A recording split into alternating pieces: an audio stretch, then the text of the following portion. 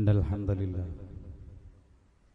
نحمده ونستعينه ونؤمن به ونتوكل عليه ونعوذ بالله من شرور أنفسنا ومن سيئات أعمالنا من يهده الله فلا مضل له ومن يضلل فلا هادي له أشهد أن لا إله إلا الله وحده لا شريك له وأشهد أن محمدا عبده ورسوله أرسله بالهدى ودين الحق ليظهره على الدين كله ولو كره المشركون اللهم صل على محمد وعلى آل محمد كما صليت على إبراهيم وعلى آل إبراهيم إنك حميد مجيد اللهم بارك على محمد وعلى آل محمد كما باركت على إبراهيم وعلى آل إبراهيم إنك حميد مجيد أما بعد فإن أصدق الحديث كتاب الله وأحسن السنن سنن محمد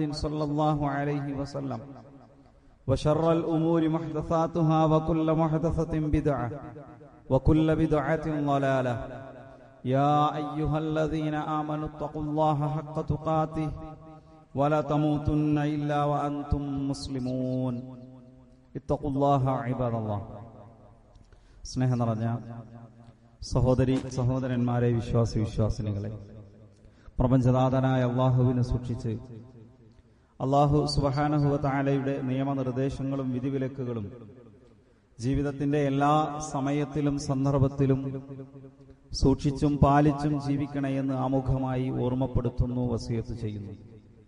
അള്ളാഹു അവന്റെ സജ്ജനങ്ങളിൽ, മുത്തഖീങ്ങളിൽ, സ്വർഗം അനന്തരമെടുക്കുന്ന മഹാഭാഗ്യവാന്മാരിൽ നമ്മെ എല്ലാവരെയും ഉൾപ്പെടുത്തി അനുഗ്രഹിക്കുമാറാകട്ടെ. ഒരു മനുഷ്യനെ സംബന്ധിച്ചിടത്തോളം, വിശ്വാസിയെ സംബന്ധിച്ചിടത്തോളം നമുക്ക് ഏറ്റവും പ്രതീക്ഷയുള്ളത് പരലോകത്തെ ആലോചിക്കുമ്പോൾ, വിചാരണയെക്കുറിച്ച് ചിന്തിക്കുമ്പോൾ, ഖബറിലെ രക്ഷാശിക്ഷകളെക്കുറിച്ച് നമ്മുടെ മനസ്സിലൂടെ അത്തരം ആലോചനകൾ കടന്നു പോകുമ്പോൾ ഏറ്റവും വലിയ പ്രതീക്ഷ നമുക്കുള്ളത് നമ്മുടെ പ്രാർത്ഥനകളിലാണ്. ഒരുപക്ഷേ നാം ചെയ്തു കൂട്ടിയ ഒരുപാട് നന്മകൾ അങ്ങനെ നമ്മൾ വിശ്വസിക്കുന്നുണ്ടോ?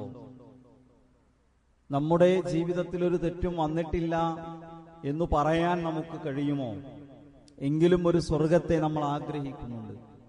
അതെന്തുകൊണ്ടാണ്?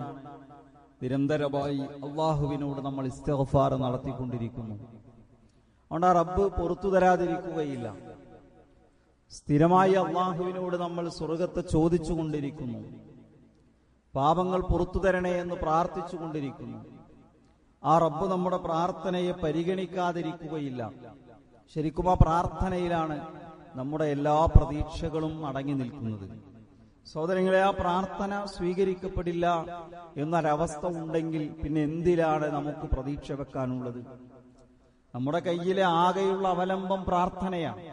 പടച്ചവനോട് പറയുന്നുണ്ട്, അള്ളാഹു കാരുണ്യവാനാണ്, അള്ളാഹു ദയാപരനാണ്, റഹീമാണ്, റഹ്മാനാണ്. അതുകൊണ്ട് ഓരോ നമസ്കാര ശേഷവും, ജീവിതത്തിൽ ഓർമ്മ വരുന്ന സന്ദർഭങ്ങളിലെല്ലാം, യാത്രകളിൽ, പ്രാർത്ഥന സ്വീകരിക്കപ്പെടുന്ന, ഉത്തരം ചെയ്യുന്ന പ്രത്യേക സമയങ്ങളിൽ ഇരു കരങ്ങളും വാനിലേക്ക് ഉയർത്തി അള്ളാഹുവിനോട് നമ്മൾ ചോദിച്ചുകൊണ്ടേയിരിക്കുന്നു.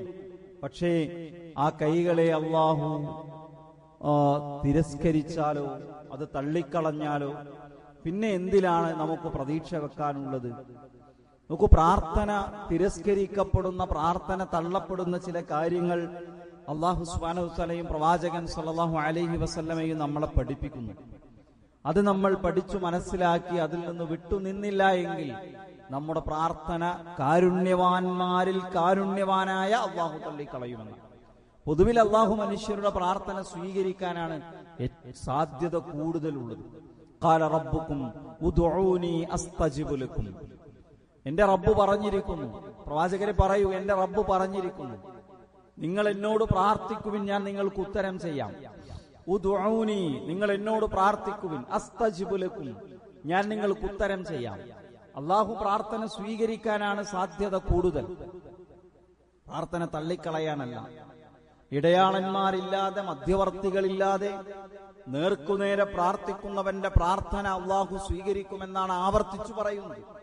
നഹ്നു അഖറബു ഇലൈഹി മിൻ ഹബ്ലിൽ വരീദ്, നിങ്ങളുടെ കണ്ടനാടിയേക്കാൾ സമീപത്ത് ഞാനുണ്ട്.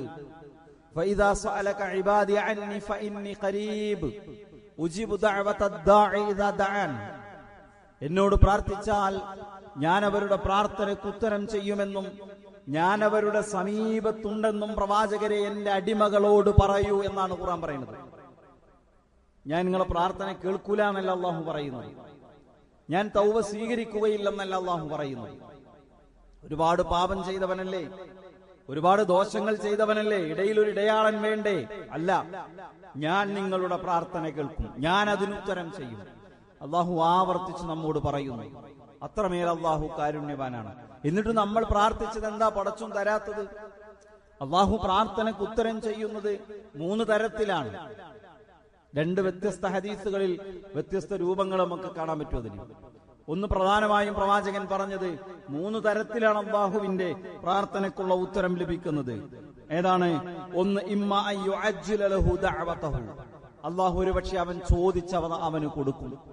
നമ്മൾ അള്ളാഹിനോട് പറഞ്ഞു, മനസ്സുരുകി ചോദിച്ചു, ആ ചോദിച്ച കാര്യം അതുപോലെ അള്ളാഹു ഒരു പക്ഷെ നമുക്ക് നൽകിയേക്കാം. അതല്ലെങ്കിലോ അള്ളാഹു ആ ചോദ്യത്തെ, ആ പ്രാർത്ഥനയെ പരലോകത്തേക്ക് നീക്കിവെക്കും, ഖിയാമത്ത് നാളിലേക്ക് മാറ്റിവെക്കും. എന്നിട്ട് ഈ പ്രാർത്ഥനയ്ക്ക് പ്രതിഫലമായി പരലോകത്ത് അത് കൊടുക്കും. അവിടെയാണ് അതിന്റെ ഉത്തരം കിട്ടുന്നത്. ആ പ്രാർത്ഥന എന്ന കർമ്മത്തെ പരലോകത്തേക്ക് നീക്കിവെച്ച് പ്രാർത്ഥിച്ചതിന് അള്ളാഹു കൂലി തരുന്ന ചില റിവായത്തുകളിലൊക്കെ കാണാം, പ്രാർത്ഥനയ്ക്ക് ദുനിയാവിൽ ഉത്തരം കിട്ടാതെ പരലോകത്ത് അള്ളാഹു കൂലി കൊടുക്കുന്നത് കാണുമ്പോ ബാക്കിയുള്ളവർ പറയും, എന്റെ എല്ലാ പ്രാർത്ഥനയ്ക്കും ഇവിടെ ഉത്തരം കിട്ടിയ, ഇവിടെ പ്രതിഫലം മതിയായിരുന്നു, എനിക്ക് ദുനിയാവിൽ ആ പ്രാർത്ഥന സ്വീകരിക്കപ്പെടേണ്ടിയിരുന്നില്ല, പരലോകത്തേക്ക് നീക്കിവെച്ചാൽ മതിയായിരുന്നു എന്ന് ആളുകൾ പറയുമെന്നാണ്. അത്ര വലിയ പ്രതിഫലമുണ്ട് പ്രാർത്ഥനയ്ക്ക്. ഞാൻ പറയുന്നത്, ചോദിച്ചത് കിട്ടിയില്ല എന്ന് വെച്ച് നമ്മൾ നിരാശരാകണ്ട. ഒരുപക്ഷേ അള്ളാഹു അതിന് പകരമായി മറ്റൊന്ന് നൽകുകയാണ് ചെയ്യുക. ചോദിച്ച കാര്യമല്ല ചിലപ്പോ പടച്ചോൻ തരാം, അതിന് പകരം മറ്റൊന്ന് നൽകിയേക്കാം. അതല്ലെങ്കിൽ അതിന് പോലെയുള്ള ഒരു പ്രയാസത്തെ അള്ളാഹു തടയുകയാണ് ചെയ്യുക. നമ്മളൊരു ആഗ്രഹമാണ് അള്ളാഹിനോട് ചോദിച്ചത്, നമ്മൾ നമ്മുടെ ഒരു സ്വപ്നമാണ് അള്ളാഹിനോട് ചോദിച്ചത്, നമുക്കൊരു ഗുണം അള്ളാഹുവിനോട് ആവശ്യപ്പെട്ടു.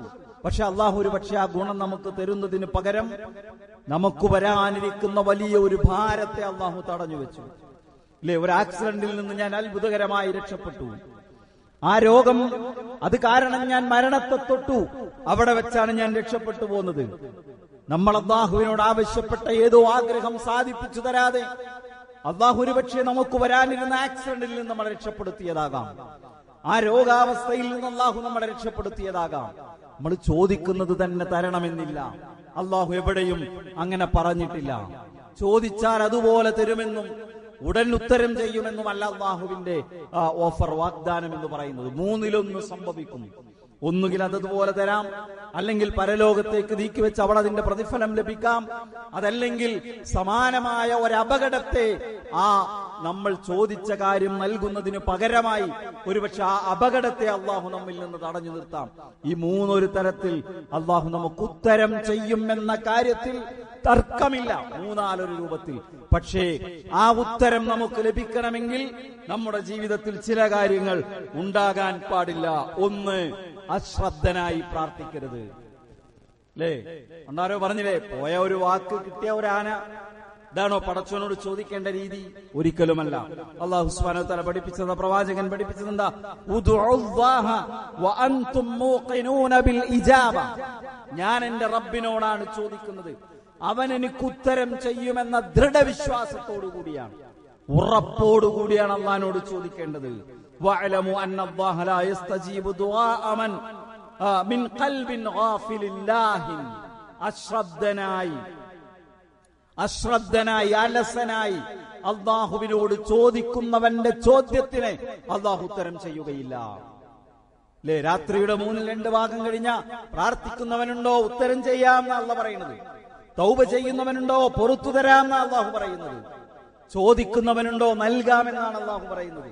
എന്നിട്ടും ചോദിക്കുന്ന ചില ആളുകൾക്ക് കൊടുക്കാതിരിക്കുന്നത് എന്തുകൊണ്ടാ? വിശ്വാസത്തോടു കൂടിയല്ല. ചോദ്യം വിശ്വാസത്തോടു കൂടിയല്ല. കിട്ടിയാ കിട്ടി, പോയാ പോയി എന്നാണ് മനോഭാവം. അത് പടച്ചോനോട് ചോദിക്കുമുണ്ടാകരുത്. ഞാൻ എന്റെ റബ്ബിനോട് ചോദിക്കുന്നു, അവൻ എനിക്ക് നൽകുമെന്ന ഉറപ്പോടെ ദൃഢവിശ്വാസത്തോടു കൂടി വേണം ചോദിക്കാൻ എന്ന് പ്രവാചകൻ സല്ലല്ലാഹു അലൈഹി വസല്ലമ നമ്മെ പഠിപ്പിക്കുകയാണ്. ഒന്നാമത് നമ്മൾ മനസ്സിലാക്കേണ്ടത് എന്താണ്? അലസതയോടുകൂടി അശ്രദ്ധനായി ആരോ പറയുന്ന പ്രാർത്ഥനയ്ക്ക് അലക്ഷ്യമായി ആമീന്ന് അയാളുടെ ശ്വാസം അവസാനിക്കുന്നിടത്ത് പറയുന്നതല്ല പ്രാർത്ഥന. ഉള്ളിൽ നിന്നുണ്ടാകണം. മനസ്സറിഞ്ഞ് ചോദിക്കണം റബ്ബിനോട്. അല്ലാഹു തരും, അല്ലാഹു തരും. ഉദ്ഉനി അസ്തജിബ് ലക്കും എന്നുള്ളത് പടച്ചോന്റെ വാഗ്ദാനമാണ്. നിങ്ങൾ എന്നോട് പ്രാർത്ഥിച്ചോളി, ഞാൻ ഉത്തരം തരാം എന്നത് അല്ലാഹുവിന്റെ കരാറാണ്. ഇന്നല്ലാഹ ലാ യുഖ്ലിഫുൽ മിആദ്. അള്ളാഹു ഒരിക്കലും കരാർ ലംഘിക്കുകയില്ല. അതുകൊണ്ട് അലക്ഷ്യമായി അലസമായി ചോദിക്കരുത്. അല്ലെ? രണ്ടാമത്തെ എന്താ അറിയോ? ധൃതി കാണിക്കാൻ പാടില്ല. അല്ലെ? ധൃതി കാണിക്കാൻ പാടില്ല. പ്രവാചകൻ സല്ലല്ലാഹു അലൈഹി വസല്ലം പഠിപ്പിക്കാനും എന്താണ്? യുസ്തജാബു ലിഅഹദികും മാ ലം യഅജൽ. ധൃതി കാണിക്കാത്തിടത്തോളം കാലം നിങ്ങൾക്ക് അല്ലാഹു ഉത്തരം നൽകും. എന്നിട്ടോ പ്രവാചകൻ പറയുന്ന ഖൂൽ, ചില ആൾക്കാർ പറയും, ദഅഉതു ഫലം യുസ്തജബ് ലി. ഞാൻ എത്രയായി പ്രാർത്ഥിക്കുന്നു, പക്ഷെ എനിക്ക് ഉത്തരം കിട്ടുന്നില്ലല്ലോ. അങ്ങനെ പറയാൻ പാടില്ല. ഞാൻ കുറെ പടച്ചോനോട് പറഞ്ഞു, പക്ഷെ എനിക്കന്ന് ഉത്തരം. എന്തായി പടച്ചോൻ എന്നെ പരിഗണിക്കാത്തത്? എന്തൊരു കഷ്ടകാലമാണ് എന്റെ കഷ്ടകാലം, എന്റെ അവസ്ഥ. അള്ളെന്നെ തിരിഞ്ഞു നോക്കണില്ലല്ലോ. സഹോദരങ്ങളെ, ഒരിക്കലും പ്രയോഗിക്കാൻ പാടില്ലാത്ത വാക്കാണ്. അല്ലാഹു റഹ്മാനാണ്, അല്ലാഹു കാരുണ്യവാനാണ്. അല്ലാഹു നമ്മെ തിരിഞ്ഞു നോക്കാതിരിക്കുകയില്ല. ഉറച്ച വിശ്വാസത്തോടെ ധൃതി കാണിക്കാതെ ക്ഷമയോടുകൂടി അള്ളാഹിനോട് പ്രാർത്ഥിക്കണം. നമുക്ക് എത്ര ചരിത്രമാണ് ഖുർആൻ നമുക്ക് പറഞ്ഞു തന്നത്. എന്തിനാണ് ഈ പ്രവാചകന്മാരുടെ ചരിത്രമൊക്കെ പറഞ്ഞത്? ക്ഷമയോടുകൂടി കാത്തിരുന്നാൽ റബ്ബിന്റെ പ്രാർത്ഥനയ്ക്ക് ഉത്തരം കിട്ടും. അല്ലേ? ഒരുപക്ഷെ ഞാനിത് പറയുമ്പോൾ നിങ്ങളെ മനസ്സിലേക്ക് ആദ്യം വരുന്ന നബി ആരാ? അയ്യൂബ് നബി ആയിരിക്കും. എത്ര ദീർഘമായ കാലമാണ് രോഗം കൊണ്ട് അല്ലാഹു സുബ്ഹാനഹു വ തആല അയ്യൂബ് നബിയെ പരീക്ഷിച്ചത്. അക്ഷമയുടെ ഒരു വാചകം അയ്യൂബ് നബിയിൽ നിന്ന് വന്നിട്ടുണ്ടോ? പൊതുവിൽ പറയപ്പെടാറുണ്ട്, അതിന്റെ സിഹത്ത് എത്ര ഉണ്ടെന്ന് എനിക്കറിയില്ല. അയ്യൂബ് നബിയുടെ നാവിന് രോഗം ബാധിച്ചപ്പോഴാണ് അയ്യൂബ് നബി പറഞ്ഞതെന്നാണ്, പടച്ചോനെ ഇനി എനിക്ക് നീ വേഗം സുഖപ്പെടുത്തി തരണമേ എന്ന്. നിന്നെ സ്മരിക്കാൻ എന്റെ നാവിന് കഴിയാതെ പോകുന്നു. വിശുദ്ധ ഖുർആൻ പഠിപ്പിക്കാണ്, വഅയ്യൂബ ഇദ് നാദാ റബ്ബഹു അന്നി മസ്സനിയദ് ദുർറു വഅൻത അർഹമുർ റഹീമീൻ. ദീർഘമായി ഒരുപാട് കാലം മക്കൾ മരിച്ചുപോയി. സമ്പന്നനായ അയ്യൂബ് നബി എല്ലാ സമ്പത്തും പോയി. അല്ലേ? എല്ലാ സമ്പത്തും നഷ്ടപ്പെട്ട് ദരിദ്രനായി, ശരീരം മുഴുവൻ രോഗം കാർന്നു തിന്ന്. സ്വന്തം ഭാര്യ ജോലിക്ക് പോയി, അവിടെ നിന്ന് സമ്പാദിച്ചു കൊണ്ടുവന്ന് എത്ര കാലമാണ് അയ്യൂബ് നബി നിരാശയില്ലാതെ, പ്രതീക്ഷ കൈവടിയാതെ അള്ളാഹിനോട് പ്രാർത്ഥിച്ചു. അവസാനം അള്ളാഹു പറഞ്ഞെന്താ? ഫസ്തജബ്നാ ലഹു. ആ അയ്യൂബിന് നാം ഉത്തരം നൽകുകയുണ്ടായി. നമുക്ക് ഇന്ന് ചോദിച്ചാൽ നാളെ കിട്ടണം, ഇന്ന് ചോദിച്ചപ്പോ തന്നെ കിട്ടണം. പടച്ച തമ്പുരാൻ ആക്ഷേപിക്കാണ് പലരുടെ വാചകങ്ങളും നമ്മൾ കേൾക്കാറുണ്ടാകും. അതുകൊണ്ട് സഹോദരങ്ങളെ, നിരാശ പാടില്ല, ധൃതി കാണിക്കാൻ പാടില്ല. ക്ഷമയോടുകൂടി അള്ളാഹിനോട് ചോദിച്ചോളിയും. നിങ്ങൾ നോക്ക്, സക്കരിയ നബിയുടെ കഥ പറഞ്ഞു. സക്കരിയ നബി പ്രാർത്ഥിച്ച് സക്കരിയ നബിയുടെ ഒരു വാചകം എന്താണ്?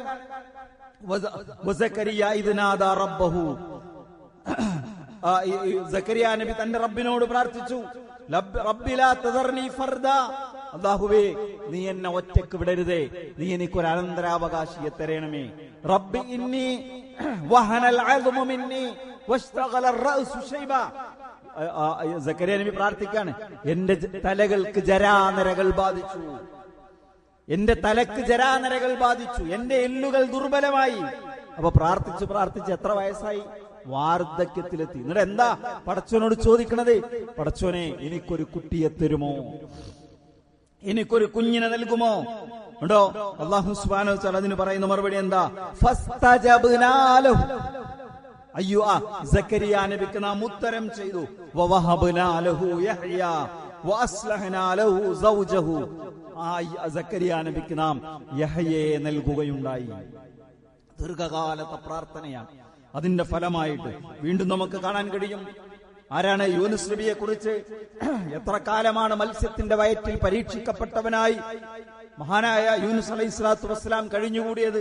വദന്നൂന ഇദ് ദഹബ മുഗാദിബൻ ഫളന്ന അല്ലൻ ഖദറ അലൈഹി ഫനാദാ ഫിൽ ദുലുമാത്. ആ മത്സ്യത്തിന്റെ കടലിന്റെ ഇരുട്ടറയിൽ, മത്സ്യത്തിന്റെ വയറെന്ന ആ ഇരുട്ടറയിൽ കിടന്ന് മഹാനായ യൂനുസ് അലൈഹി സ്വലാത്തു വസ്സലാം പ്രാർത്ഥിച്ചു. അള്ളാഹു അതിന് പറയുന്ന മറുപടി എന്താ? ഫസ്തജബ്നാ ലഹു, യൂനുസിന് നാം ഉത്തരം ചെയ്തു. വനജ്ജൈനാഹു മിനൽ ഗം വകദാലിക നുൻജിൽ മുഅ്മിനീൻ, അദ്ദേഹത്തെ നാം രക്ഷപ്പെടുത്തുകയുണ്ടായി. ആ കടലിൽ നിന്ന് രക്ഷപ്പെടുത്തി, ദുഃഖത്തിൽ നിന്ന് മോചനം നൽകി. തെറ്റുപറ്റിപ്പോയല്ലോ എന്ന കുറ്റബോധത്തിൽ നിന്ന് അല്ലാഹു യൂനുസ് നബിയെ രക്ഷപ്പെടുത്തി. അത്ഭുതകരമായി മത്സ്യം കരയിൽ വന്നു യൂനുസ് നബിയെ തുപ്പിക്കളഞ്ഞു. ഒന്നാലോചിച്ച് നോക്കി, ഒരിക്കലും രക്ഷപ്പെടുകയില്ല എന്ന് വിചാരിക്കുന്ന അവസ്ഥയിൽ നിന്ന് പ്രാർത്ഥനയ്ക്കുത്തരമായി അല്ലാഹു സുബ്ഹാനഹു വ തആല യൂനുസ് അലൈഹി ഇസ്ലാമിയെ രക്ഷപ്പെടുത്താൻ ഇബ്നു ഖയ്യിം അൽ ജൗസിയുടെ ഒരു വാചകമുണ്ട്. അദ്ദുആഉ കസ്സഹം, ദുആ ഒരു അമ്പ് പോലെയാണ്. അതിന് അമ്പും വില്ലും അതിന്റെ ഞാണും ഒക്കെ ആവശ്യമുണ്ട്. ക്ഷമ വേണം, പ്രതീക്ഷ വേണം, അല്ലെ, വിനയം വേണം. അള്ളാഹിനോട് ചോദിച്ചുകൊണ്ടേയിരിക്കണം, നിരന്തരമായി ചോദിക്കണം. കുട്ടി വാശി പിടിച്ച് കരയുന്നത് പോലെ ഹസനുൽ ബസ്രി റഹ്മത്തുള്ളാഹിയുടെ ഒരു വാചകം കാണാൻ സാധിക്കും, അല്ലേ? കുട്ടിക്ക് ഇഷ്ടപ്പെട്ട ഒരു കാര്യം കിട്ടിയില്ലെങ്കിൽ എന്താ ചെയ്യാം? വാശി പിടിച്ച് കരയും, നിലത്ത് കടന്ന് ഉരുണ്ട് കരയും. നിങ്ങൾ അള്ളാഹിനോട് അതുപോലെ ചോദിക്കണം. കുട്ടി വാശി പിടിച്ച് കരയുന്നത് പോലെ ചോദിക്കണം. പടച്ചോൻ തരും, അള്ളാഹു നൽകും. അതുകൊണ്ട് ധൃതി കാണിക്കാൻ പാടില്ല. മൂന്നാമത്തെ സഹോദരങ്ങളെ, വളരെ പ്രധാനപ്പെട്ട മറ്റൊരു കാര്യം, ഹറാമ് തിന്നാൻ പാടില്ല. നമ്മൾ കഴിക്കുന്ന സമ്പാദ്യല്ലേ, അതിനകത്ത് ഹറാം ഉണ്ടാകാൻ പാടില്ല. അങ്ങനെ ഹറാമ് കഴിക്കുന്നവന്റെ പ്രാർത്ഥന അള്ളാഹു സ്വീകരിക്കൂല. നിങ്ങൾ കേട്ടിട്ടുണ്ടാകും ഒരു സഞ്ചാരിയുടെ കഥ, ഒരു യാത്രക്കാരന്റെ കഥ പ്രവാചകൻ പറഞ്ഞു. ഒരാളിങ്ങനെ യാത്ര പോകുന്നു, അയാളുടെ ശരീരത്തിൽ മുടിയിലൊക്കെ പൊടി പുരണ്ട് ജടക്കുത്തി എന്ന് പറഞ്ഞാൽ അത്ര ദീർഘമായ യാത്രയാണ്. യാത്ര എന്ന് പറഞ്ഞാൽ യാത്രക്കാരന്റെ പ്രാർത്ഥന മുസ്തജാബാണ്, അള്ളാഹു സ്വീകരിക്കും. യാത്രയെ പ്രവാചകൻ പറഞ്ഞു, നിങ്ങള് ഫ്ലൈറ്റിന് യാത്ര ചെയ്യുകയാണെങ്കിലും ദീർഘയാത്ര പറഞ്ഞാൽ അതൊരു പരീക്ഷണമാണ്. യാത്ര ശിക്ഷയുടെ ഒരു ഭാഗമാണെന്ന് ഹദീസ്. അതുകൊണ്ട് യാത്ര ചെയ്യുന്നവന്റെ പ്രാർത്ഥന അള്ളാഹു സ്വീകരിക്കും. മുസാഫിറിന്റെ പ്രാർത്ഥനയ്ക്ക് അള്ളാഹു ഉത്തരം ചെയ്യും. ഒരു യാത്രക്കാരനെ പ്രവാചകൻ പരിചയപ്പെടുത്താണ്. അയാൾ ദീർഘമായി യാത്ര ചെയ്ത് ശരീരം പൊടിപുരണ്ട മനുഷ്യൻ വാനിലേക്ക് കൈകൾ ഉയർത്തി അയാൾ പറയാണ്, യാ റബ്ബ് യാ റബ്ബ് യാ റബ്ബ്, റബ്ബേ റബ്ബേ റബ്ബേ, അള്ളാഹനെ ഇങ്ങനെ വിളിച്ചുകൊണ്ടിരിക്കുന്നു. പ്രവാചകൻ പറയാണ്, മൽബസുഹു ഹറാം, അയാളുടെ വസ്ത്രം ഹറാമാണ്, അയാൾ ഹറാം കൊണ്ടുവാങ്ങിയ വസ്ത്രമാണ്. വമത്അമുഹു ഹറാം വമശ്റബുഹു ഹറാം, അയാളുടെ ഭക്ഷണം ഹറാമാണ്, അയാളുടെ പാനീയം ഹറാമാണ്, ഹറാമിൽ ഊട്ടപ്പെട്ടവനാണ്. ഫഅന്നാ യുസ്തജാബു ലഹു, എങ്ങനെയാണ് അയാൾക്ക് ഉത്തരം ലഭിക്കുക? എങ്ങനെയാണ് അയാളുടെ പ്രാർത്ഥന അള്ളാഹു പരിഗണിക്കുക? ഞാൻ പറയുന്ന സുഹൃത്തുക്കളെ, അപരന്റെ അന്യായമായ ഒരു നാണയത്തുട്ട് നമ്മുടെ പോക്കറ്റിൽ വരാൻ പാടില്ല, അല്ലേ? ഉദ്യോഗസ്ഥനാണ്, ജോലി ചെയ്യുന്നുണ്ട്, ഉദ്യോഗസ്ഥനാണ്, എന്നിട്ടോ ഓഫീസിലേക്ക് ഒരു കാര്യം ആവശ്യപ്പെട്ട് വരുന്നു. അയാള് രേഖകളുടെ കൂടെ ഒരു 100 രൂപ വെച്ച് തന്നാൽ, 500 രൂപ വെച്ച് തന്നാൽ വാങ്ങാൻ പറ്റുമോ? ഹറാമാണ്. അർറാശി വൽ മുർതശി കുല്ലുഹും ഫിന്നാർ, കൈക്കൂലി വാങ്ങുന്നവനും കൊടുക്കുന്നവനും നരകത്തിലാണ്. പാടുണ്ടോ? ഹറാമായ സമ്പാദ്യമാണ്. നമ്മുടെ കുട്ടികൾ കഴിക്കാൻ പാടില്ല, നമ്മുടെ പ്രിയപ്പെട്ടവർ കഴിക്കാൻ പാടില്ല, നമ്മൾ കഴിക്കാൻ പാടില്ല. ഹറാമിൽ കിളിർത്തുണ്ടായ ശരീരം വന്നാറു ഔലാ ബിഹി, പ്രവാചകൻ പറഞ്ഞു, നരകമാണ് അതിന് ഏറ്റവും അർഹമായിട്ടുള്ളത്. അതുകൊണ്ട് നമ്മൾ കരഞ്ഞു പ്രാർത്ഥിക്കുന്നുണ്ടാകും, ഹൃദയം പൊട്ടി പ്രാർത്ഥിക്കുന്നുണ്ടാകും, തഹജ്ജുദ് നമസ്കരിച്ച് സുജൂദിൽ കടന്ന് കണ്ണുനീരൊഴുക്കി പ്രാർത്ഥിക്കുന്നുണ്ടാകും. പക്ഷേ ഹറാമ് സമ്പാദ്യത്തിലുണ്ട്, പലിശ സമ്പാദ്യത്തിലുണ്ട്, അല്ലേ? അനർഹമായി സമ്പാദിച്ചതായ അവകാശപ്പെടാത്തയോ അർഹിക്കാത്ത സമ്പാദ്യം നമ്മുടെ ഭക്ഷണത്തിനകത്ത്, വസ്ത്രത്തിനകത്ത്, വാഹനത്തിനകത്ത് കടന്നുകൂടി. ഫലാ യുസ്തജാബു ലഹു, പ്രാർത്ഥനയ്ക്ക് ഉത്തരം നൽകപ്പെടുകയില്ല എന്ന് പ്രവാചകൻ സല്ലല്ലാഹു അലൈഹി വസല്ലം പഠിപ്പിക്കുക. ഇന്നല്ലാഹ ത്വയ്യിബുൻ ലാ യഖ്ബലു ഇല്ലാ ത്വയ്യിബാ, അല്ലാഹു നല്ലവനാണ്, അള്ളാഹു ത്വയ്യിബാണ്, ത്വയ്യിബ് മാത്രമേ അള്ളാഹു സ്വീകരിക്കുകയുള്ളൂ. അതൊരു തത്വമാണ്, അത് നമ്മൾ മനസ്സിലാക്കി വെക്കേണ്ടതുണ്ട്. പിന്നെന്നറിയോ, 4ാമത്തെ കാര്യം, അനാവശ്യ കാര്യങ്ങൾക്ക് വേണ്ടി പ്രാർത്ഥിക്കുക. അവൻ നശിച്ചു പോകട്ടെ, ഇവൻ തുലയട്ടെ, മറ്റവന് ശാപമുണ്ടാകട്ടെ, ഈ പ്രാർത്ഥന അള്ളാഹു സ്വീകരിക്കൂല. നല്ല കാര്യം ചോദിക്കേണ്ടത്, ആളുകൾക്ക് ഹൈറാണ് ചോദിക്കേണ്ടത്.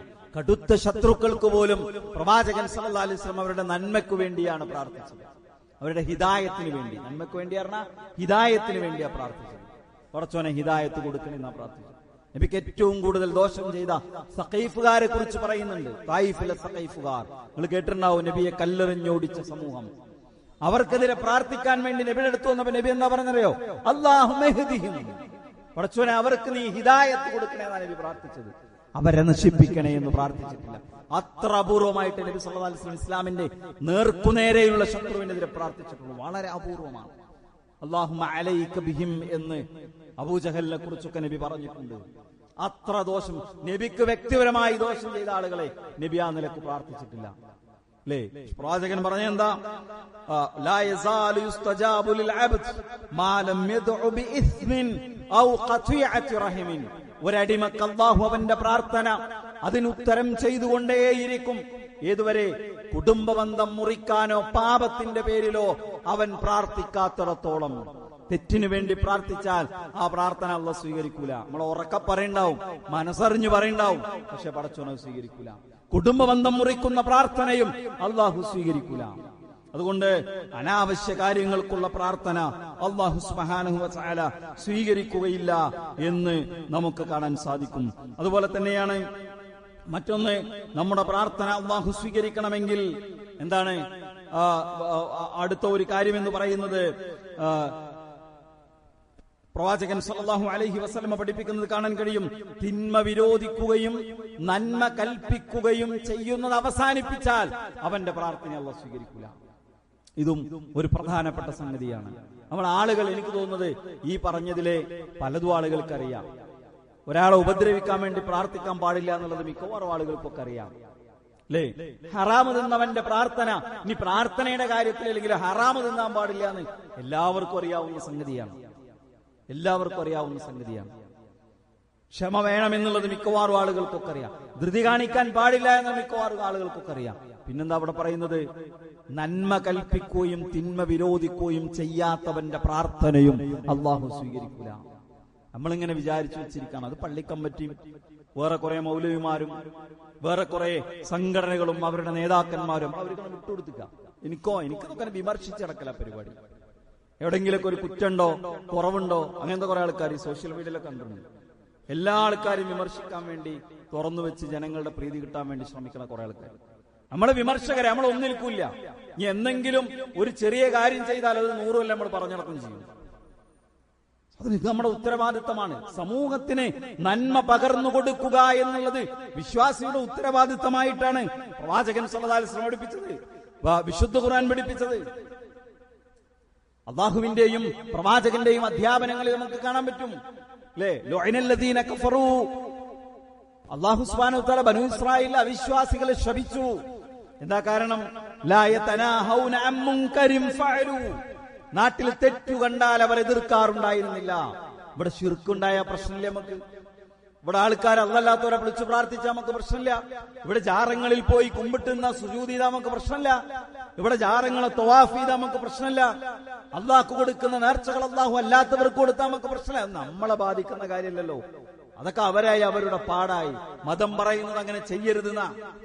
തെറ്റു കണ്ടാൽ അതിനെ എതിർക്കണം, സമൂഹത്തിന് നന്മ പകർന്നു കൊടുക്കണം.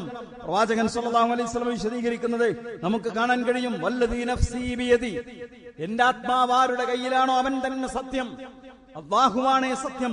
ലതഉമുറുന്ന ബിൽ മഅറൂഫി വലതൻഹവുന്ന അനിൽ മുൻകർ, നിങ്ങൾ ആളുകളോട് നന്മ കൽപ്പിക്കണം, നിങ്ങൾ സമൂഹത്തിൽ കാണുന്ന തിന്മ വിരോധിക്കണം. നമ്മൾ എന്തിനാ അവന്റെ കാര്യത്തിൽ ഇടപെടാൻ പോണെന്നൊരു വിശ്വാസ്യത പറഞ്ഞു മാറി നിൽക്കാൻ പാടില്ല. നമ്മളെന്തിനാ മറ്റുള്ളവന്റെ വിഷയത്തിൽ ഇടപെടാൻ പോടെ? നമ്മളെ കാര്യം നോക്കിയാ പോരെ? അങ്ങനെ ചിന്തിക്കാൻ പാടില്ല. അങ്ങനെ ചിന്തിച്ച ആളുകൾ ഉണ്ടായിരുന്നു. അബൂബക്കർ സിദ്ദീഖ് റളിയല്ലാഹു അൻഹുവിന്റെ കാലഘട്ടത്തിൽ ചില ആൾക്കാരൊക്കെ വിശുദ്ധ ഖുർആനിൽ ഒരു ആയത്തോതി. എന്തായത്ത് എന്നറിയോ? എന്തായത്ത്? അലൈക്കും അൻഫുസക്കും ലാ യദുറുക്കും മൻ ലല്ല ഇദാ ഹദൈതും, നിങ്ങൾ നിങ്ങളുടെ കാര്യത്തിൽ ശ്രദ്ധിക്കുക, എന്നാൽ വഴിപിഴച്ചു പോയ ആളുകൾക്ക് നിങ്ങളെ പ്രയാസപ്പെടുത്താൻ കഴിയില്ല. ആയത്തോതിട്ട് ചില ആളുകളൊക്കെ പള്ളി മെഹ്റാബിൽ കഴിഞ്ഞുകൂടിയ, ഞാൻ എന്റെ നിസ്കാരം, എന്റെ നോമ്പ്, എന്റെ ആരാധന, എന്റെ സക്കാത്ത്, എന്റെ വീട്, എന്റെ കുടുംബം, നമ്മളൊക്കെ എങ്ങനെ നമ്മളൊന്ന് സ്വയം ചിന്തിക്കുക, ആലോചന നടത്തുക. വേറെ ഒരു ഉത്തരവാദിത്വം നമുക്കില്ല. നാട്ടിൽ എന്ത് വൃത്തികേട് നടന്നാലും നമുക്ക് പ്രശ്നമില്ല. നമ്മളതിലില്ലാതെ മാത്രമേ ചിന്തിക്കുന്നുള്ളൂ. ആളുകൾ അങ്ങനെ ചിന്തിച്ചു. അബൂബക്കർ സിദ്ദീഖ് റളിയല്ലാഹു അൻഹു മിമ്പറിൽ കയറി നിന്നു. എന്നിട്ട് ജനങ്ങളോട് പറഞ്ഞു, ജനങ്ങളോട് സംസാരിച്ചു. എന്താ പറഞ്ഞത്? ഇന്നക്കും തഖറഊന ഹാദിഹിൽ ആയ വതളഊന ഫി ഗൈരി മൗളിഇഹി. നിങ്ങളിതാ ഈ ആയത്ത് ഓതുന്നു, വതളഊനഹാ ഫി ഗൈരി മൗളിഇഹാ, എന്നിട്ട് അതിനെ ഉദ്ദേശിക്കാത്ത അർത്ഥം നിങ്ങൾ സങ്കല്പിക്കുന്നു. ഏതായത്ത്? അലൈക്കും അൻഫുസക്കും, നിങ്ങൾ നിങ്ങളുടെ കാര്യം നോക്കണം, എന്നാൽ വഴിവെറ്റിപ്പോയവർക്ക് നിങ്ങളെ ഉപദ്രവിക്കാൻ കഴിയില്ല എന്നുള്ള ആയത്ത്. അബൂബക്കർ റളിയല്ലാഹു അൻഹു വല്ലാഹി ഇന്നി സമഅതു റസൂലല്ലാഹി സ്വല്ലല്ലാഹു അലൈഹി വസല്ലം യഖൂൽ, അല്ലാഹുവാണ് സത്യം, അല്ലാഹുവിന്റെ റസൂൽ പറയുന്നത് ഞാൻ കേട്ടിട്ടുണ്ട്. എന്താണത്?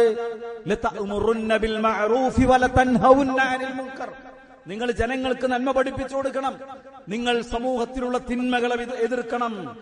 നന്മ പഠിപ്പിക്കുമ്പോൾ അത്ര പ്രശ്നം ഉണ്ടാവില്ല. തിന്മകൾ എതിർക്കുമ്പോഴോ ആളുകൾ തിരിച്ചു വിമർശിക്കും, ആളുകൾ തിരിച്ചെതിർക്കും, സമൂഹം ഒറ്റപ്പെടുത്തും, ജനങ്ങൾ കുറ്റപ്പെടുത്തും, അവരുടെ ആക്രമണങ്ങൾക്ക് നമ്മൾ വിധേയരാകും. അത് പ്രവാചകന്മാരുടെ മാതൃകയാണ്, അത് സ്വഹാബത്തിന്റെ മാതൃകയാണ്, അത് സലഫ് സ്വാലിഹുകളുടെ രീതിയാണ്. എവിടെയൊക്കെ നന്മ പഠിപ്പിച്ചിട്ടുണ്ടോ അവരെല്ലാം കല്ലെറിയപ്പെട്ടിട്ടുണ്ട്. എവിടെയെല്ലാം തൗഹീദിലേക്ക് ആളുകളെ ക്ഷണിച്ചിട്ടുണ്ടോ അവരെല്ലാം ആക്രമിക്കപ്പെട്ടിട്ടുണ്ട്.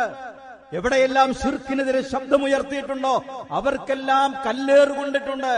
ബനു ഇസ്രായേലുകാരെ കുറിച്ച് പറഞ്ഞെന്നറിയോ? യഖ്തുലൂനൻ നബിയ്യീന ബിഗൈരി ഹഖ്. അകാരണമായി അവർ പ്രവാചകന്മാരെ കൊന്നുകളഞ്ഞു. കൊല്ലപ്പെട്ട പ്രവാചകന്മാരുണ്ടായിട്ടുണ്ട്, കൊല്ലപ്പെട്ട സ്വഹാബാക്കൾ ഉണ്ടായിട്ടുണ്ട്. ഇസ്ലാമിൽ ആദ്യത്തെ രക്തസാക്ഷി ആരാണ്? സുമയ്യ റളിയല്ലാഹു അൻഹ പ്രായമേറെ ചെന്ന ഒരു വനിതയാണ്, ഒരു സ്വഹാബ വനിതയാണ്, പ്രായമേറെയുണ്ട്. അവരെ ക്രൂരമായി കൊന്നുകളഞ്ഞു. എന്താ കാരണം? ലാ ഇലാഹ ഇല്ലല്ലാഹ് പറഞ്ഞു, ആളുകളെ ക്ഷണിച്ചു. അബൂബക്കർ സിദ്ദീഖ് റളിയല്ലാഹു അൻഹു നബിയോട് ഇങ്ങനെ ഇടക്കിടക്ക് പറയും, നബിയെ നമുക്ക് പരസ്യമായി പറയണ്ടേ? രഹസ്യ പ്രബോധനം നടക്കുന്ന കാലഘട്ടമാണ്. ഇടക്കിടക്ക് നബിനോട് പറയും, നബി നമുക്കൊന്ന് പരസ്യമായി പറയണ്ടേ? എപ്പോഴാ നമ്മൾ പരസ്യമായി പറയാ? നബി പറയും, അബൂബക്കറെ സമയം വരട്ടെ, സമയം വരട്ടെ, സമയമാകട്ടെ. അബൂബക്കർ റളിയല്ലാഹു അൻഹു നിരന്തരമായി പറഞ്ഞുകൊണ്ടിരുന്നപ്പോ നബി സല്ലല്ലാഹു അലൈഹി വസല്ലം അനുവാദം കൊടുത്തു. എല്ലാവരും കഅബാലയത്തിന്റെ ഓരത്തെത്തി. ഒരുമിച്ചിരുന്നില്ല. പ്രവാചകന്റെ കൂടെ ഒരുമിച്ചിരുന്നാൽ ആളുകൾ സംശയിക്കും, എല്ലാവരെയും മക്കക്കാരെ ആക്രമിക്കും. പലരും പല ഭാഗങ്ങളിലായി ചിതറിയിരുന്നു. അബൂബക്കർ സിദ്ദീഖ് റളിയല്ലാഹു അൻഹു എഴുന്നേറ്റ് നിന്നു. അബൂബക്കർ റളിയല്ലാഹു അൻഹു ഒരു പേരുണ്ട്, എന്തറിയോ? അവ്വലു ഖതീബിൻ ഫിൽ ഇസ്ലാം. ഇസ്ലാമിലെ ആദ്യത്തെ ഖതീബ്. ജനങ്ങളുടെ മുന്നിൽ എഴുന്നേറ്റ് നിന്ന് ലാ ഇലാഹ ഇല്ലല്ലാഹ് പ്രഖ്യാപിക്കൂ എന്ന് സമൂഹ മധ്യത്തിൽ ആദ്യം എഴുന്നേറ്റ് നിന്ന് പ്രസംഗിച്ച പ്രാസംഗികൻ അബൂബക്കർ റളിയല്ലാഹു അൻഹു ആണ്. എഴുന്നേറ്റ് നിന്നിട്ട് പറഞ്ഞു, യാ മഅ്ശറ ഖുറൈശ് ഖൂലൂ ലാ ഇലാഹ ഇല്ലല്ലാഹ്. ഖുറൈശികളെ, നിങ്ങൾ ലാ ഇലാഹ ഇല്ലല്ലാഹ് പ്രഖ്യാപിക്കുവിൻ. അവർ അദ്ദേഹത്തെ അടിച്ചു. ഉഖബത്ത് ബിൻ അബീ മുഅയ്ത് തന്റെ ചെരുപ്പൂരി അബൂബക്കർ റളിയല്ലാഹു അൻഹു നിരന്തരമായി അടിച്ചു. അദ്ദേഹം ബോധരഹിതനായി താഴെ വീണു, ബോധം നഷ്ടപ്പെട്ടു. ചരിത്രം പറയുന്ന അദ്ദേഹത്തിന്റെ മൂക്ക് മാത്രമാണ് കണ്ടാൽ തിരിച്ചറിഞ്ഞിരുന്നത്. അല്ലെ, മുഖത്തിന്റെ ഷേപ്പ് മാറ്റുന്നു പറയില്ല, അത് ശരിക്കും സംഭവിച്ചു. ബനു തൈമ് കുടുംബം, ഖുറൈശ് ഗോത്രത്തിലെ ബനു തൈമ് കുടുംബത്തിലാണ് അബൂബക്കർ റളിയല്ലാഹു അൻഹു. ഒരു തുണി വിരിച്ച് അബൂബക്കർ റളിയല്ലാഹു അൻഹു അതിലേക്ക് എടുത്തു കടത്തി. അവർക്ക് ഗോത്ര വർഗീയത കൂടുതലാ. അവര് പറഞ്ഞു, എന്താണ്? അബൂബക്കർ മരണം സംഭവിച്ചാൽ ഉഖബയെ ഞങ്ങൾ വെറുതെ വിടൂല. അബൂബക്കർ റളിയല്ലാഹു അൻഹു എടുത്തുകൊണ്ട് വീട്ടിലേക്ക് കൊണ്ടുപോയി. അന്നത്തെ വൈകുന്നേരം ആയിട്ടാണ്, അന്നത്തെ രാവോടടുക്കുമ്പോഴാണ് അബൂബക്കർ റളിയല്ലാഹു അൻഹുവിന് ബോധം വീണ്ടും കിട്ടിയത്. എഴുന്നേറ്റ ഉടനെ അദ്ദേഹം ചോദിച്ചത്, എന്റെ നബിക്ക് എന്തു പറ്റി? നബി ആരെങ്കിലും ആക്രമിച്ചോണം? ഉമ്മുൽ ഖൈർ പറഞ്ഞു, അബൂബക്കർ വെള്ളം കുടിക്കൂ. അദ്ദേഹം പറഞ്ഞു, എന്റെ പ്രവാചകൻ എന്തു സംഭവിച്ചു എന്നറിയാതെ ഒരിറ്റു വെള്ളം ഞാൻ എന്റെ തൊണ്ടയിലേക്ക് ഇറക്കുകയില്ല. ചരിത്രം വിശാലമാണ്, അത് മനസ്സിലാക്കിയതിന് ഒന്നും സംഭവിച്ചിട്ടില്ല എന്നറിഞ്ഞ് അർഖം ഇബ്നു അബിൽ അർഖമിന്റെ വീട്ടിലെത്തി. അവിടെ എത്തിയിട്ട് അബൂബക്കർ റളിയല്ലാഹു അൻഹു വെള്ളം കുടിച്ചത്. ഞാൻ പറയുന്നത് സഹോദരങ്ങളെ, ഇതൊക്കെ ഒരു മാതൃകയാണ്. ആരേലും ചെയ്യേണ്ട പണിയല്ല. എല്ലാവർക്കും പ്രസംഗിക്കാൻ കഴിയില്ല. പക്ഷെ നമ്മളെ കൊണ്ട് കഴിയുന്ന ചിലതുണ്ടാകും. ചിലപ്പോ പൈസ കൊടുക്കാനാവും പറ്റുക, ചിലപ്പോ എഴുതാനാവും സാധിക്കുക, ചിലപ്പോ നമ്മളെ ഒന്ന് ശാരീരികമായി സഹായിച്ചു കൊടുക്കാനാവും പറ്റുക. ഞാൻ പറയുന്നത്, തിന്മയെ വിലക്കുകയും നന്മയെ പഠിപ്പിക്കുകയും ചെയ്യുക എന്ന ഉത്തരവാദിത്വം ഒരു വിശ്വാസിക്കുണ്ട്. അറിയോ, ലുഖ്മാൻ അലൈഹിസ്സലാം തന്റെ കുഞ്ഞു മകന് കൊടുക്കുന്ന ഉപദേശമുണ്ട്, ചെറിയ മകന് കൊടുക്കുന്ന ഉപദേശം. നിസ്കരിക്കണം എന്നാ പഠിപ്പിക്കുന്നു, അല്ലേ? മാതാപിതാക്കൾക്ക് നന്മ ചെയ്യണം എന്നാ പഠിപ്പിക്കുന്നത്. കൂട്ടത്തിൽ പറയുന്ന ഒന്നെന്തറിയോ? വഅ്മുർ ബിൽ മഅറൂഫി വൻഹ അനിൽ മുൻകർ. നന്മ കൽപ്പിക്കണം, തിന്മ വിരോധിക്കണം. നന്മ കൽപ്പിക്കണം, തിന്മ വിരോധിക്കണം. ഞാൻ പറയുന്നത് വെച്ചാൽ, മുസ്ലിം ഉമ്മത്തിന്റെ പൊതുവായ ഒരു ധാരണ അത് ഏതെങ്കിലും ഒറ്റപ്പെട്ട വ്യക്തികളുടേതാണ്. നമ്മൾ ഓരോരുത്തരും ഉറപ്പിക്കണം സഹോദരങ്ങളെ. സമൂഹത്തിൽ അരാജകത്വം നടമാടുമ്പോ, സമൂഹത്തിൽ ശിർക്ക് വ്യാപിക്കുമ്പോ, ആളുകളിൽ ലാ ഇലാഹ ഇല്ലല്ലാഹ് അകന്നു പോകുമ്പോ, ലഹരി ഇവിടെ പെരുകിക്കൊണ്ടിരിക്കുമ്പോ ഞാൻ എന്തു ചെയ്യുന്നു? എന്റെ ഇടപെടൽ എന്താണ്? ഏതു മേഖലയിലാണ് പടച്ചു തമ്പുരാൻ എന്നെ ഏൽപ്പിച്ച ഈ ഉത്തരവാദിത്വം ഞാൻ നിർവഹിക്കുന്നത്? മുസ്ലിം ചെറുപ്പക്കാരെ, മുസ്ലിം ചെറുപ്പക്കാരികളെ, നിരീശ്വരവാദികളും നാസ്തികരും ഇവിടുത്തെ സ്വതന്ത്രവാദികളും റാഞ്ചി കൊണ്ടുപോകുമ്പോ ഞാൻ എന്തു ചെയ്തു എന്ന ചോദ്യത്തിന് ഒരു ഉത്തരണ്ടോ? ഇല്ലെങ്കിൽ എന്താ പ്രവാചകൻ പറഞ്ഞെന്നറിയോ?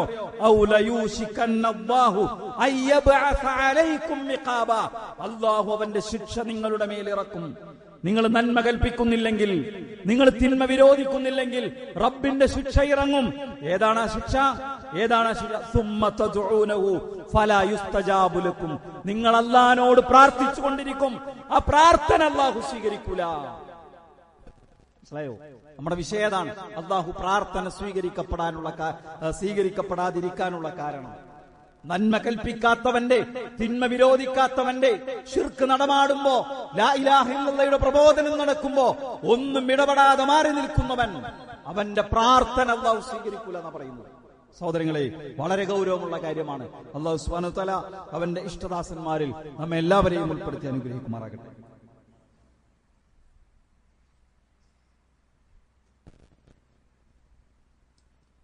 അൽഹംദുലില്ലാഹ് അൽഹംദുലില്ലാഹി റബ്ബിൽ ആലമീൻ. അല്ലാഹുമ്മ സ്വല്ലി വസല്ലിം അലാ നബിയിനാ മുഹമ്മദിൻ വഅലാ ആലിഹി വഅസ്ഹാബിഹി അജ്മഈൻ. അമ്മാ ബഅദ്. ഇത്തഖുല്ലാഹ ഇബാദല്ലാഹ്. സ്നേഹം നിറഞ്ഞ സഹോദരീ സഹോദരന്മാരെ, വിശ്വാസികളെ, അല്ലാഹുവെ സൂക്ഷിച്ച് റബ്ബ് സുബ്ഹാനഹു വ തആലയുടെ നിയമനിർദ്ദേശങ്ങളും വിധിവിലക്കുകളും ജീവിതത്തിന്റെ എല്ലാ സമയത്തിലും സന്ദർഭത്തിലും പാലിച്ചുകൊണ്ട് ജീവിക്കണേ എന്ന് ഒരിക്കൽ കൂടി ഓർമ്മപ്പെടുത്തുന്നു, വസിയത്ത് ചെയ്യുന്നു. അല്ലാഹു അവന്റെ സജ്ജനങ്ങളിൽ, മുത്തഖീങ്ങളിൽ സ്വർഗം ലഭിക്കുന്ന മഹാഭാഗ്യവാന്മാരിൽ നമ്മെ എല്ലാവരെയും ഉൾപ്പെടുത്തി അനുഗ്രഹിക്കുമാറാകട്ടെ. പ്രാർത്ഥനകളിലാണ് നമ്മുടെ പ്രതീക്ഷയുള്ളത്. നമ്മൾ ചെയ്തു വെച്ച ഒരുപാട് കർമ്മങ്ങളിലല്ല. നമുക്ക് ജീവിതത്തിൽ സംഭവിച്ചു പോയ അനേകം തിന്മകളെക്കുറിച്ച് ചിന്തിക്കുമ്പോൾ, ഖബറ്, നരകം എന്നൊക്കെ കേൾക്കുമ്പോൾ, വിചാരണയെക്കുറിച്ച് ആലോചിക്കുമ്പോൾ ഉള്ളിൽ ഒരുപാട് ആശങ്കകളുണ്ട്. എങ്കിലും നരകത്തിൽ നിന്ന് രക്ഷപ്പെടുമെന്നൊരു പ്രതീക്ഷ നമുക്കുണ്ട്. എങ്കിലും ഖബറിലെ ജീവിതം സുഖകരമാകും, രക്ഷപ്പെട്ടതാകുമെന്നൊരു പ്രതീക്ഷ നമുക്കുള്ളിലുണ്ട്. എന്താ? പടച്ചവനോട് നമ്മൾ ചോദിക്കുന്നുണ്ട്, അള്ളാഹിനോട് നമ്മൾ പ്രാർത്ഥിക്കുന്നുണ്ട്, പടച്ചവനെ പൊറുത്തരണേ എന്ന് പറയുന്നുണ്ട്. സഹോദരങ്ങളെ, ആ പ്രാർത്ഥന അള്ളാഹു സ്വീകരിക്കാതെ പോയാൽ എന്ത് സംഭവിക്കും? അങ്ങനെ സ്വീകരിക്കപ്പെടാതിരിക്കുന്ന ചില കാരണങ്ങളെ കുറിച്ച് നമ്മൾ സൂചിപ്പിച്ചത് അല്ലേ? ഒന്ന്, അശ്രദ്ധയോടുകൂടി പ്രാർത്ഥിക്കരുത്. രണ്ട്, ധൃതി കാണിക്കരുത്. അല്ലേ? ഞാൻ എത്ര പ്രാർത്ഥിച്ചു, പടച്ചോ എന്താ ഉത്തരം ചെയ്യാത്തെന്ന് ചോദിക്കരുത്. നിരന്തരമായി അള്ളാഹിനോട് ചോദിച്ചുകൊണ്ടിരിക്കണം. മൂന്ന്, ഹറാമ് തിന്നരുത്. ഒരു അരക്കാലണ പോക്കറ്റിലേക്ക് അനർഹമായത് കടന്നു വരാതിരിക്കാൻ നമ്മൾ ശ്രദ്ധിക്കണം. അല്ലേ? പിന്നെന്താ? നാലാമത്തേത് എന്താണ്? പിന്നെ നന്മ കൽപ്പിക്കുകയും തിന്മ വിരോധിക്കുകയും ചെയ്യുക എന്നതിൽ നിന്ന് നമ്മൾ ഒരു കാരണവശാലും വിട്ടുനിൽക്കാൻ പാടില്ല. അങ്ങനെ വിട്ടുനിൽക്കുന്ന ഒരു മനുഷ്യനെ സംബന്ധിച്ചിടത്തോളം അവന്റെ പ്രാർത്ഥനയും അല്ലാഹു സ്വീകരിക്കുകയില്ല. അനാവശ്യ കാര്യങ്ങൾക്ക് വേണ്ടി പ്രാർത്ഥിക്കുന്നവന്റെ കുടുംബബന്ധം മുറിക്കാൻ, അതുപോലെ തെറ്റായ കാര്യങ്ങൾക്ക് വേണ്ടി പ്രാർത്ഥിക്കുമ്പോൾ ആ പ്രാർത്ഥനയെ അല്ലാഹു സ്വീകരിക്കൂല. ഒരു പോയിന്റ് കൂടി ചേർത്ത് വെക്കാനുള്ളത്, നിബന്ധന വെച്ച് പ്രാർത്ഥിക്കരുത്. പടച്ചോനെ, നീ വിചാരിക്കുകയാണെങ്കിൽ എനിക്ക് നീ പൊറുത്തരണേ, അല്ലാഹുവേ നീ ഉദ്ദേശിക്കുകയാണെങ്കിൽ എന്റെ കാര്യം സാധിച്ചു തരണേ. അങ്ങനെ അല്ല പ്രാർത്ഥിക്കേണ്ടത്. നീ ഉദ്ദേശിക്കുകയാണെങ്കിൽ, നീ എനിക്കത് അനുവദിച്ചിട്ടുണ്ടെങ്കിൽ അല്ല, പൂർണ്ണ പ്രതീക്ഷയോടെ അല്ലാഹുവേ അത് തരണേ.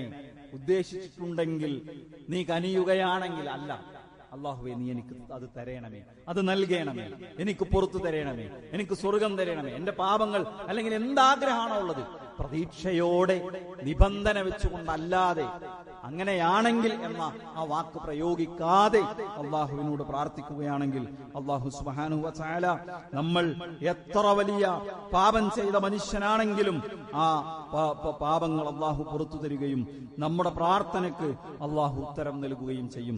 പ്രതീക്ഷയാണ് നിരാശയേക്കാൾ ഒരു വിശ്വാസിക്ക് കൂടുതലായിട്ട് ഉണ്ടാകേണ്ടത്. പ്രത്യേകിച്ച് അള്ളാഹുവിന്റെ കാര്യത്തിൽ അള്ളാഹു ഒരിക്കലും ഒരിക്കലും നമ്മെ കൈവടിയുകയില്ല. അല്ലാഹു സുബ്ഹാനഹു വ തആല ആ നിലക്ക് ജീവിതത്തെ മുന്നോട്ട് കൊണ്ടുപോകാൻ നമുക്കെല്ലാവർക്കും തൗഫീഖ് നൽകി അനുഗ്രഹിക്കുമാറാകട്ടെ.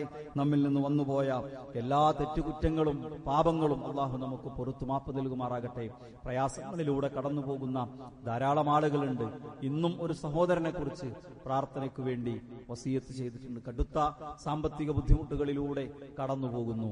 വലിയ രൂപത്തിൽ ദേവാരംഗത്തൊക്കെ വലിയ സംഭാവനകൾ അർപ്പിച്ചിരുന്ന ഒരു വ്യക്തിത്വമാണ്. അല്ലാഹു സുബ്ഹാനഹു വ തആല അദ്ദേഹത്തിന്റെ പ്രയാസം നീക്കി കൊടുക്കുമാറാകട്ടെ. നമ്മിൽ നിന്ന് പ്രയാസങ്ങൾ അനുഭവിക്കുന്ന എല്ലാവർക്കും അല്ലാഹു സുബ്ഹാനഹു വ തആല അവരുടെ പ്രയാസങ്ങൾ നീക്കി കൊടുക്കുകയും രോഗങ്ങൾക്ക് ശമനം നൽകുകയും ചെയ്യുമാറാകട്ടെ. നമ്മിൽ നിന്ന് വേർപിരിഞ്ഞു പോയ നമ്മുടെ സ്നേഹനിധികളായ മാതാപിതാക്കൾ, ആദർശ ബന്ധുക്കൾ, കുടുംബ ബന്ധുക്കൾ, പലരുടെയും ഇണകൾ അല്ലാഹു എല്ലാവരും